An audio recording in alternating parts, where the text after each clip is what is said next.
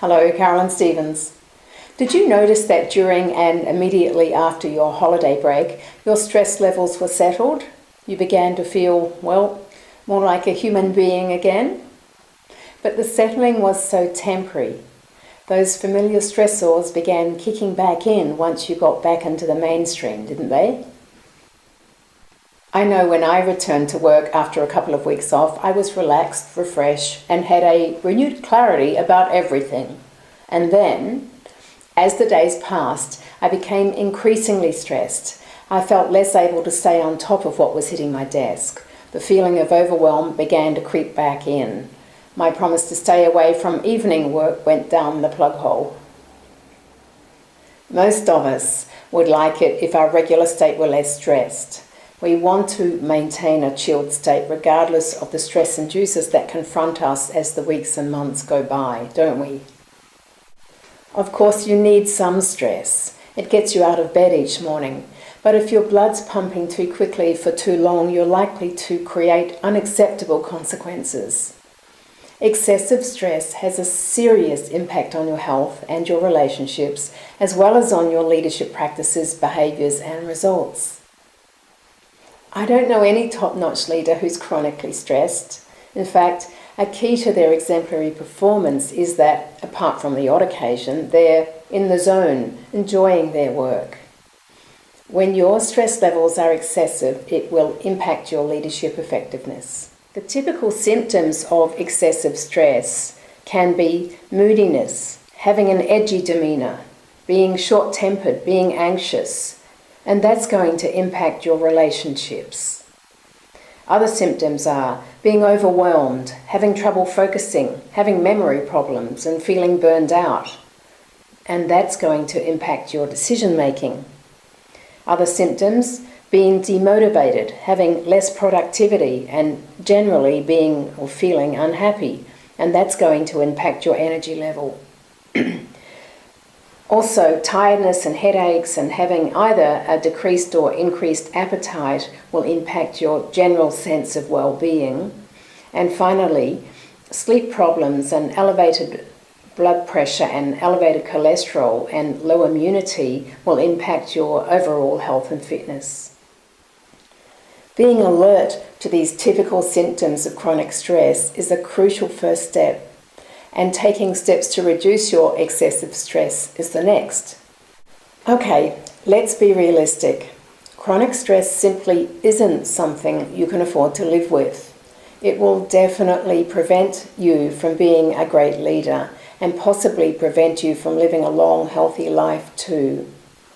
I want you to stop, take a really hard look at what's going on for you, get clear on what's whipping up most of your stress, and then deal with those stress triggers head on by taking action. For example, you work too much. What can you do? Know your boundaries. Get really clear on what would constitute good work-life balance for you and take action to create more balance. A specific situation is stress-inducing for you. Your pivotal action? Remember, things don't have meanings in themselves. We actually give things meaning.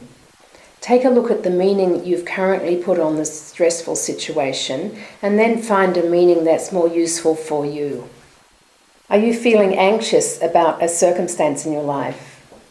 Anxiety occurs when you're focusing on what you don't want to happening. So your action is to focus on what you want to have happen, your ideal outcome, and then watch your anxiety dissipate. Perhaps there's unresolved conflict in one of your important relationships. Here you need to, first up, take an I'm okay, you're okay stance, and then courageously deal with the conflict. Are you feeling harassed or intimidated by a person's aggressive behaviour? Here, it's important to know that aggression is always triggered by fear. Think about a tiger in the jungle. When it's attacking, provided it's not hungry, isn't it fearful? Yes. The person behaving aggressively therefore needs your support. What could you do to better support them? Are you experiencing stress-related health consequences? Your action is to Do whatever you need to do to take adequate time out several times every week. And do sweat-inducing cardiovascular exercise at least 3 times every week. And make sure you effectively fuel your body. A high-protein, low-fat diet works well for most people. If you want to be a more tuned in, more responsive, overtly intelligent, resourceful leader, managing your stress is an imperative. Really, truly, it's not an option to ignore it. You can't operate at your best when you are overstretched and pushing yourself to the limit. Which of the above checklist items will you begin to habituate, beginning now, whilst you take advantage of your post-holiday chilled state? Or maybe there's something that's not on the checklist that will work for you.